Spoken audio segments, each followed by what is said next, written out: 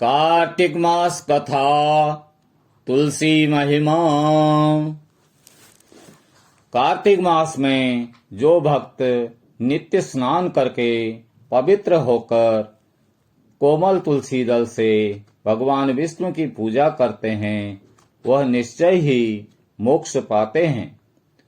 पूर्व काल में भक्त विष्णुदास भक्ति पूर्वक तुलसी पूजन से शीघ्र ही भगवान के धाम को चला गया और राजा चोल उसकी तुलना में गौड़ हो गए। तुलसी से भगवान की पूजा पाप का नाश और पुण्य की वृद्धि करने वाली है।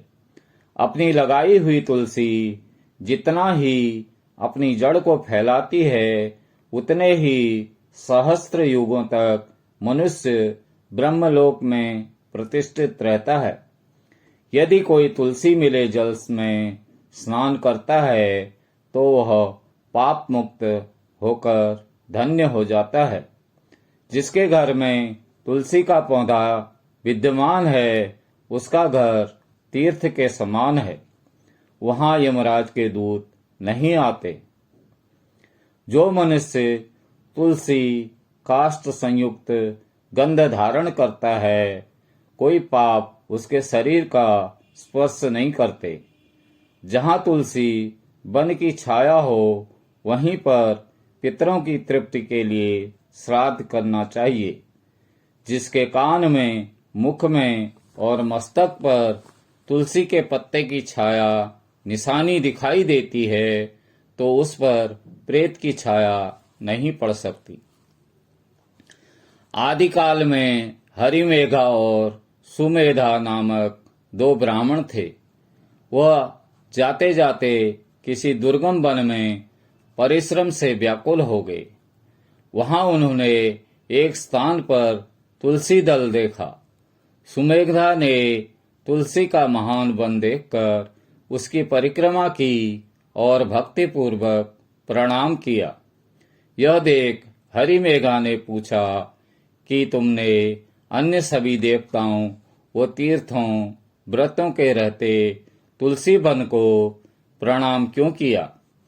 तो सुमेधा ने बताया कि प्राचीन काल में जब दुर्वासा के श्राप से इंद्र का ऐश्वर्य छिन गया तब देवताओं और असुरों ने मिलकर समुद्र मंथन किया था।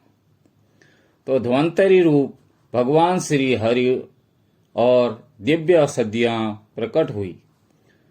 उन दिव्य औषधियों में मंडलाकार तुलसी उत्पन्न हुई जिसे ब्रह्मा आदि देवताओं ने श्री हरि को समर्पित किया और भगवान ने उसे ग्रहण कर लिया।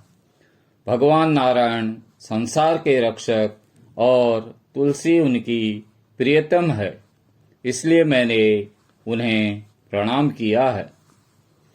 सुमेधा इस प्रकार कह ही रहे थे कि सूर्य के समान अत्यंत तेजस्वी विशाल विमान उनके निकट उतरा। उन दोनों के समक्ष ही वहां पर एक बरगद का वृक्ष गिर पड़ा और उसमें से दो दिव्य पुरुष प्रकट हुए। उन दोनों ने हरिमेघा और सुमेधा को प्रणाम किया। तब दोनों ब्राह्मणों ने उनसे पूछा कि आप कौन हैं? तब उनमें से जो बड़ा था वो बोला, मेरा नाम आस्तिक है। एक दिन मैं नंदन वन में कीड़ा करने गया था तो देवताओं ने मेरे साथ इच्छानुसार विहार किया। उस समय उन युवतियों के हार के मोती टूटकर तपस्या करते हुए लोमस ऋषि पर गिर पड़े। यह देखकर मुनि को क्रोध आया। उन्होंने सोचा कि स्त्रियां तो परतंत्र होती हैं, अतः ये उनका अपराध नहीं, दुराचारी आस्तिक ही शाप के योग्य है। ऐसा सोचकर उन्होंने मुझे शापित किया। अरे तू ब्रह्म राक्षस होकर बरगद के पेड़ पर निवास कर।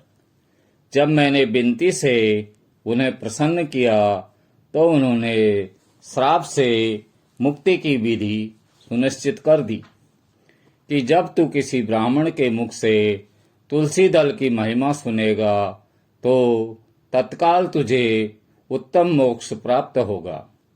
इस प्रकार मुक्ति का श्राप पाकर मैं चिरकाल से इस बट वृक्ष पर निवास करता था। आज देववश आपके दर्शन से मेरा छुटकारा हुआ है। तत्पश्चात वे दोनों श्रेष्ठ ब्राह्मण परस्पर पुण्यमयी तुलसी की प्रशंसा करते हुए तीर्थ यात्रा को चल दिए। इसलिए भगवान विष्णु को प्रसन्नता देने वाले इस कार्तिक मास में तुलसी की पूजा अवश्य करनी चाहिए। द्वापर युग का प्रारंभ कार्तिक शुक्ल नवमी को हुआ था, अतः कार्तिक शुक्ल नवमी से एकादशी तक मानव विधि विधान से तुलसी विवाह का उत्सव करे तो उसे सर्वश्रेष्ठ दान कन्यादान का फल मिलता है। पूर्व काल में कनक की पुत्री किशोरी ने एकादशी के दिन संध्या के समय तुलसी की वैवाहिक विधि संपन्न की थी। इससे वह वैधव्य दोष से मुक्त हो गई थी। इति तुलसी महिमा समाप्तम्। भजमन नारायण नारायण नारायणं श्रीमन नारायण